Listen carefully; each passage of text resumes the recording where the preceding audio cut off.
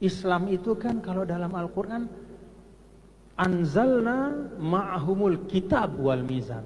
Yang Allah berikan itu Alkitab, kitab suci, ya, termasuk hadis menjelaskan. Juga Allah menurunkan al-mizan, yaitu apa? Nilai keadilan dan keseimbangan di hati tempatnya. Nah, karena itu ketika ada sahabat dulu mengatakan kepada Rasulullah SAW, ya Rasulullah, saya punya seorang putri saja yang menjadi ahli waris saya. Maka saya ingin berwasiat. Boleh nggak saya berwasiat? Boleh. Saya mau berwasiat dengan setengah harta saya, dengan 2/3 harta saya. Kata Nabi, jangan. Saya mau berwasiat dengan setengah harta saya. Kata Nabi, jangan. Lalu kemudian Nabi memberikan petunjuk, ats-tsulus was-sulus kasir.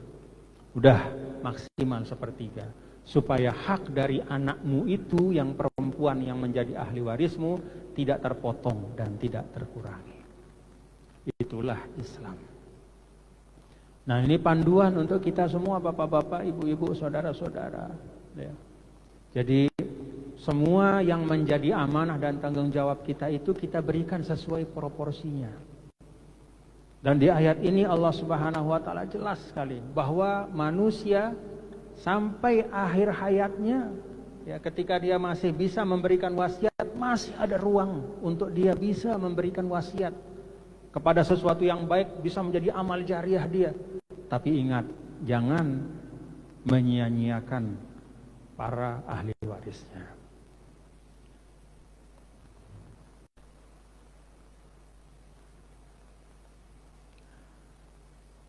Faman baddalahu ba'da ma sami'ahu fa innama itsmuhu 'alal ladzina yubaddiluna. Siapa yang merubah wasiat setelah dia mendengarnya, maka dosanya atas yang merubahnya. Innallaha sami'un 'alim.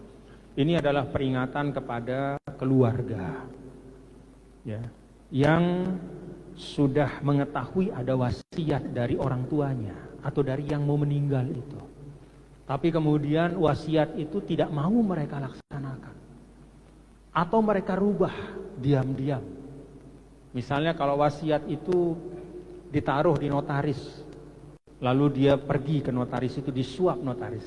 Pak notaris, saya minta, kan bapak saya berwasiat. Coba saya mau tengok wasiatnya apa. Ternyata di situ saya wasiatkan 1/3 harta saya untuk panti asuhan A. Bahwa 1/3 harta saya ini adalah untuk makan anak-anak yatim itu sampai dia habis harta saya yang 1/3 itu. Lalu kemudian, aduh, kurang jatah saya kalau begini. Coba tolong dirubah, bikin 1/6 misalnya. Nah, hati-hati. Ini perhatikan, innallaha sami'un 'alim. Sesungguhnya Allah Maha mendengar dan Maha mengetahui. Lalu bagaimana kalau dalam wasiat itu ternyata ada sesuatu yang katakanlah bertentangan dengan tuntunan agama? Ada tuntunannya lagi di ayat berikutnya. Faman khafa min musin janafan au itsma, faman khafa min musin janafan au itsma. Siapa saja yang khawatir bahwa yang berwasiat itu janaf. Janaf itu al-mail, al-hif, yaitu berat sebelah. Apa contohnya berat sebelah? Coba ada contohnya nggak berat sebelah? Misal gini. Dia berwasiat, saya berwasiat ketika saya sudah meninggal, ruko saya ini, nah gitu ya, ruko saya ini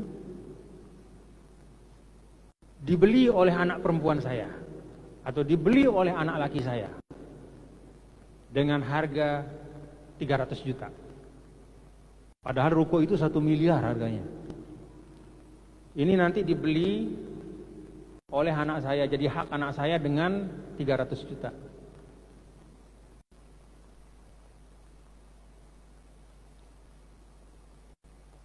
Padahal harganya 1 miliar. Artinya apa? Anak laki-lakinya dapat untung. Padahal dia sudah ahli waris. Maka dengan itu secara tidak langsung dia merugikan ahli waris yang lain. Karena kalau ruko itu tidak dijual dan menjadi warisan, maka nilainya 1 miliar dan dibagi nanti sesuai pembagian. Dia punya misalnya anak laki 3, lalu dia sayang sama yang 1. Ini nanti sawah saya itu saya jual setelah saya jadi wasiat saya nanti untuk si A dengan harga sekian. Jauh di bawah harga pasar untuk anaknya. Apa artinya? Secara tidak langsung dia merugikan anak-anaknya yang lain kepada ahli waris. Itu contoh misalnya ya. Apalagi contohnya misalnya yang bisa menyebabkan tidak adil.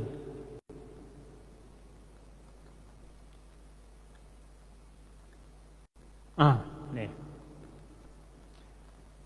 Kalau ada anak laki, anak perempuan, ya kan? Kan anak laki, anak perempuan, kalau anak perempuan punya anak, dia kan mahjub dengan yang laki, ya kan? Artinya cucu laki-laki dari anak perempuan itu kan tidak dapat, karena ada anak laki-laki kan? Nah, lalu dia berwasiat. Ini misal ya. Misalnya dia punya anak Ahmad, yang laki, terus perempuan misalnya Halimah misalnya. Halimah punya anak misalnya siapa? Hamdun misalnya. Dia sayang sama Hamdun nih. Cucunya dia kan berarti ya, dari anak perempuan. Lalu dia berwasiat. Saya wasiatkan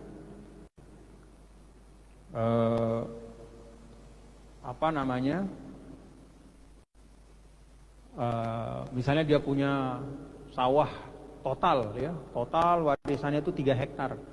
Saya wasiatkan 1 hektar. Itu kan sepertiga ya. 1 hektar, boleh enggak sepertiga? Boleh kan? 1 hektar untuk si Hamdun gitu. Cucu laki-laki dari anak perempuannya. Ya.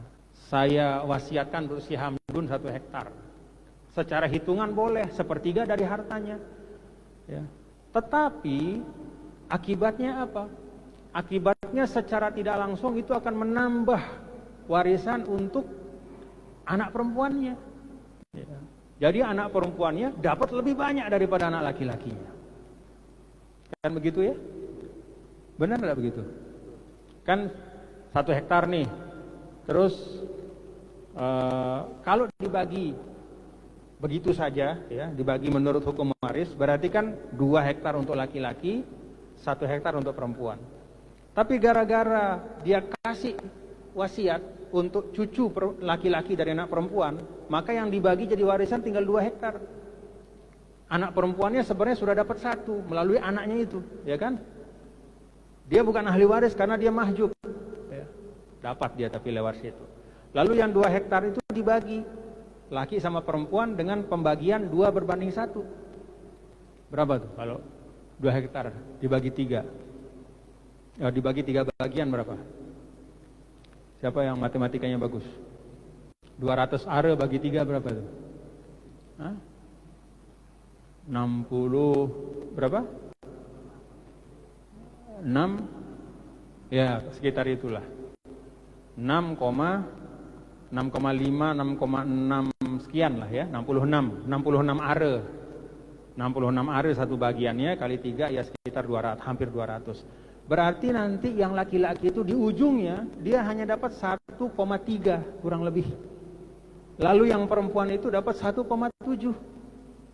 Yang 0,7-nya sebagai bagian warisan, yang satunya adalah wasiat untuk anaknya. Nah, itu tidak boleh. Paham Bapak-bapak ya? Nah, jangan begitu ya. Sesayang-sayang Anda kepada anak Anda siapapun itu, berlaku adillah. Jangan berwasiat dengan sesuatu yang menyalahi, yang mengandung makna ketidakadilan, yang dalam tanda kutip secara tidak langsung mencurangi atau mengurangi yang lain.